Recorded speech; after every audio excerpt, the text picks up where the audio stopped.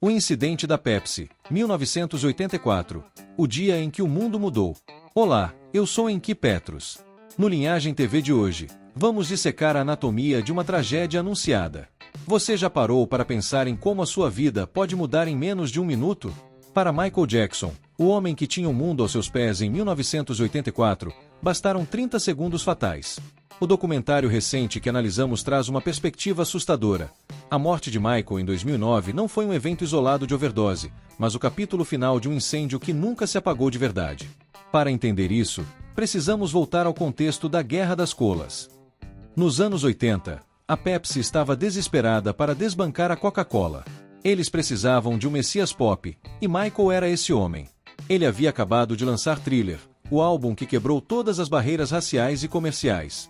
O contrato era astronômico para a época, $5 milhões. Mas Michael, sempre muito protetor de sua imagem, impôs cláusulas severas. Ele não queria ser visto bebendo produto e seu rosto não poderia aparecer por mais de 3 segundos em cada take. Ele queria manter o mistério, a aura de divindade intocável.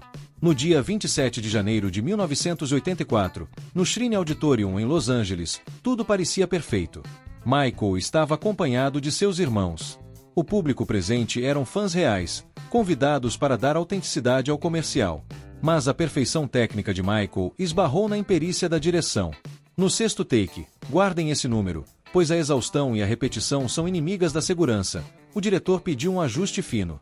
Ele queria que Michael ficasse um pouco mais de tempo no topo da escada, mais próximo dos dispositivos pirotécnicos, para que a luz da explosão emoldurasse seu perfil de forma heróica. Quando a explosão ocorreu, os fogos de artifício não subiram apenas como luz, eles se tornaram projéteis de fogo que atingiram diretamente o couro cabeludo de Michael. O que aconteceu nos segundos seguintes desafia a lógica biológica. Michael continuou descendo a escada e fazendo seus passos de dança. Ele estava em transe performático. As pessoas na plateia gritavam, não de horror, mas de empolgação, acreditando que o fogo na cabeça do rei do pop era um efeito especial de última geração. O cabelo dele, que continha produtos inflamáveis, embora o documentário esclareça que a culpa foi do erro de direção e não da pomada, agiu como combustível. Só quando ele girou e o oxigênio alimentou as chamas é que o horror se tornou visível para a equipe. Seus irmãos e seguranças correram para o palco. Naquele momento, a linhagem de sucesso de Michael Jackson sofreu uma fratura exposta. Ele sofreu queimaduras de 2º e 3º grau. O couro cabeludo é uma das áreas mais sensíveis do corpo humano, ricamente vascularizada e cheia de terminações nervosas. Quando ele saiu dali, coberto por um casaco azul, acenando para os fãs, ele estava tentando manter a fachada de invencibilidade.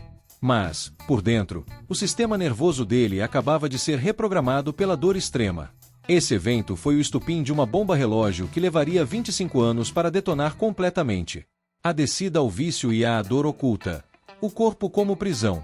Agora, vamos entrar no território que a mídia da época preferiu ignorar para focar nas fofocas sobre a aparência de Michael. O que acontece com um homem que vive da imagem quando sua própria biologia o trai? O pós-acidente da Pepsi não foi apenas uma recuperação de hospital, foi o início de uma reconstrução física e psicológica que beirava o insuportável. Michael precisou passar por cirurgias de enxerto de pele. Para quem não sabe, esse procedimento é brutal. Os médicos retiram pele saudável de uma parte do corpo, geralmente as coxas ou costas, para costurar na área danificada. No caso de Michael, isso foi feito no couro cabeludo, uma zona onde a pele é fina e esticada sobre o crânio. Brian Pane, o advogado que teve acesso aos detalhes íntimos da família, descreveu as dores dele como neuropáticas e debilitantes. Isso significa que os nervos da cabeça de Michael enviavam sinais de dor constante para o cérebro, mesmo quando não havia uma ferida aberta. Era como se a cabeça dele estivesse permanentemente pegando fogo.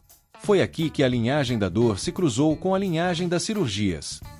Michael desenvolveu uma insegurança patológica.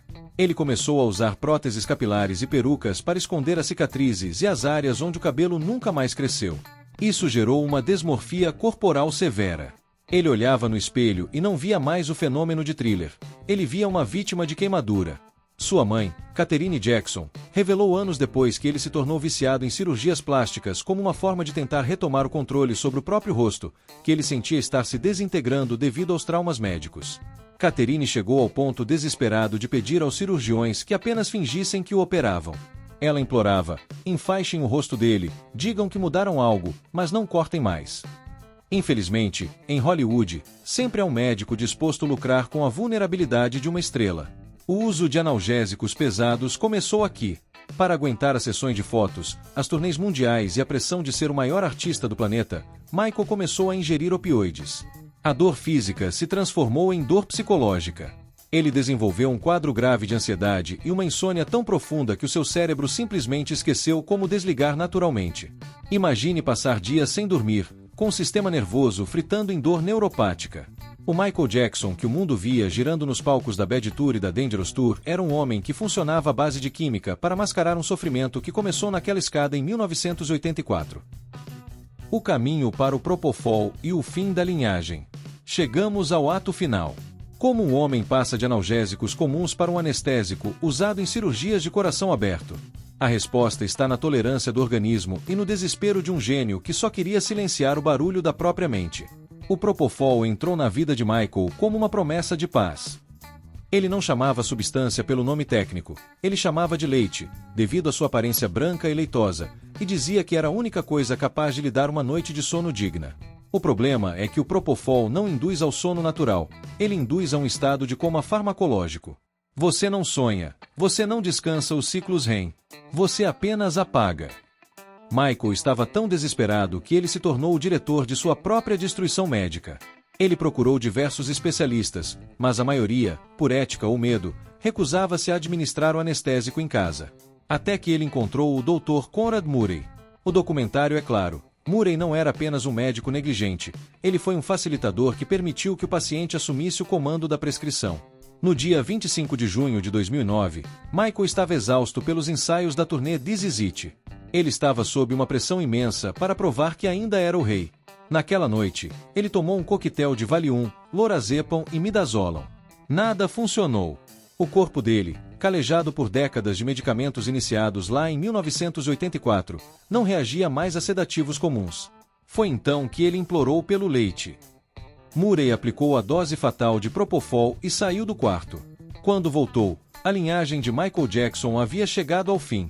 A autópsia revelou um corpo marcado por cicatrizes, com marcas de agulha e uma ausência quase total de comida no estômago, mas repleto de substâncias químicas. O julgamento de Murray o condenou por homicídio culposo, mas a verdade é mais profunda. Murray foi a mão que aplicou a dose, mas o acidente da Pepsi foi quem armou a seringa 25 anos antes. Se aquele diretor não tivesse pedido mais 30 segundos de exposição ao fogo, Michael provavelmente nunca teria tido as dores neuropáticas, nunca teria caído no ciclo das cirurgias reparadoras e nunca teria buscado Propofol para silenciar o trauma. A morte de Michael Jackson foi um dominó que começou a cair em 1984. O que vimos em 2009 foi apenas a última peça atingindo o chão. E você, o que acha dessa teoria do efeito borboleta? O destino dele foi traçado por um erro de produção ou a indústria o teria consumido de qualquer maneira?